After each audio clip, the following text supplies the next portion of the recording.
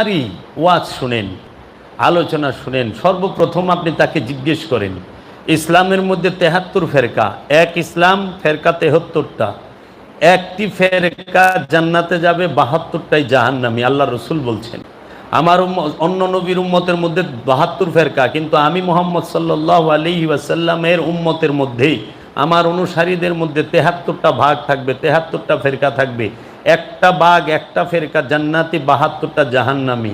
তাহলে শ্রদ্ধেয় আলেম সাহেব, সবিনয়ে আপনার কাছে বিনীত নিবেদন, আমি জানতে চাই আপনি যে আলোচনা করতেছেন আপনি কোন ফেরকার অনুসারী, কোন আলেমের অনুসারী, আপনি সেটা বলেন, এবং আপনি কোন কিতাব থেকে রেফারেন্স দিচ্ছেন। যদি বলে কোনো আলেম ওয়াজ করতে সময় যে এইটা আপনি পাবেন এই অমুক কিতাবে আল্লামা নাসিরউদ্দিন আলবানী রহিমাহুল্লাহ বলেছেন, তখন আপনি বুঝে নেবেন এই আলেম তিনি সালাফি ফেরকার অনুসারী। কারণ সালাফিদের বড় আকাবের, বড় রেহনুমা, বড় ইমামের, বড় আলেমের নামই হচ্ছে নাসিরউদ্দিন আলবানী। এবং যদি দেখেন কোনো আলেম সাহেব বলতেছেন এই কথা গান বাজনা শিরক বেদাত হারাম, কোথায় পাইলেন? দেখেন আব্দুল হাব নজদি রহিমাহুল্লাহ তিনি কিতাবুত তাওহীদে লিখেছেন গান বাজনা শিরক, গান গেলে শিরক, বাজনা শিরক হারাম, এই সেই। তখন বুঝবেন এই লোকটা ওহাবি ফেরকার অনুসারী। কারণ আব্দুল হাব নজদি তার কিতাবুত তাওহীদে গান বাজনা সম্পর্কে হারাম বলেছেন। এবং আব্দুল হাব নজদি আল্লাহর নবী, রসুল, অলি আউলিয়া এবং সাহাবায়ে কেরাম এবং রসুলের প্রেমিকদের মাজারকে ভেঙে ফেলার, মাটির সাথে মিশিয়ে দেওয়ার সর্বপ্রথম উদ্যোগ নেন, এবং তিনি তার ইসলাম সংস্কারের মধ্যে এইটাই বড় কাজ বলে মনে করেন, যার প্রমাণ আপনারা গিলে পাবেন। বর্তমান সৌদি আরবে একটি মাজারও জান্নাতুল বাকিতে, জান্নাতুল মাওয়ায় নাই। অনেকে বলে সৌদি আরবে মাজার নাই কেন? কে বলেছে সৌদি আরবে মাজার নাই? সৌদি আরবে মাজার আছে। সৌদি আরবে কার মাজার আছে? এই পৃথিবীর, এই জগতের সর্বশ্রেষ্ঠ মহাপুরুষ যিনি, সর্বশ্রেষ্ঠ নবী যিনি, সর্বশ্রেষ্ঠ রসুল যিনি, সর্বশ্রেষ্ঠ আব্দুহু যিনি, সেই সরকার দু আলম আবুল কাসিম মুহাম্মদ সাল্লাল্লাহু আলাইহি ওয়াসাল্লামের মাজার মুবারক, রওজা মুবারক আছে না নাই? আল্লাহ রসুলের রওজা মুবারক কি বাঁধানো নয়? বাঁধানো।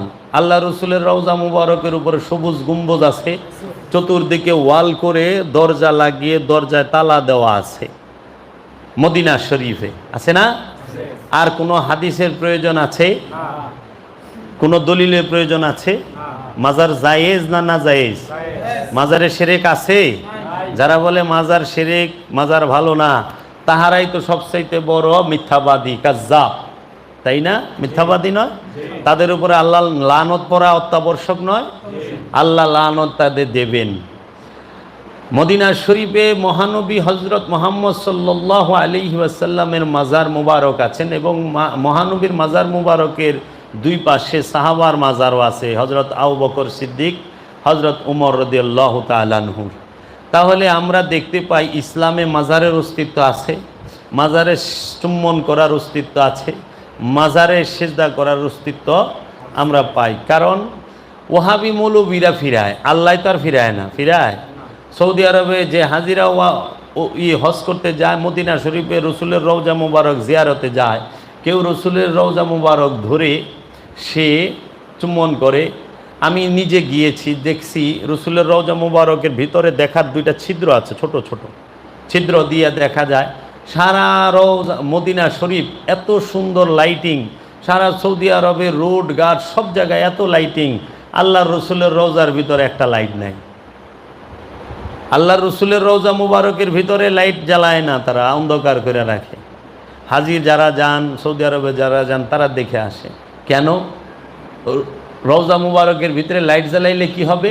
রওজার প্রতি মানুষের প্রেম মহব্বত আরও বাড়বে। আল্লাহর রসুলের জন্যই তো আমরা সবসময় কাঁদি, তাই না? এর জন্য রসুলের দিকে ঘোরা যাবে না, রওজার দিকে। এরা ঘোরায় দেয় পশ্চিম দিকে। পশ্চিম দিকে কি আল্লাহ থাকে? আল্লাহ কোরআনে কোথাও কইছে লাইসাল বিররা আন তুআল্লু উজুহাকুম, তোমরা কোনো প্রকার পণ্য পাইবা না। তোমাদের চেহারাটা যদি মাশরিকে আল মাগরিবে পূর্ব পশ্চিমে মুখ ফেরানোর মধ্যে কোনো প্রকার পণ্য নাই। পণ্য আছে কিসে? আল্লাহতে ঈমান আনলে, নবীগণের উপরে, রসুলগণের উপরে ঈমান আনলে। তো রসুলের উপরে যার বিশ্বাস নাই, পশ্চিম দিকে যার বিশ্বাস, সে কি? ওহাবি।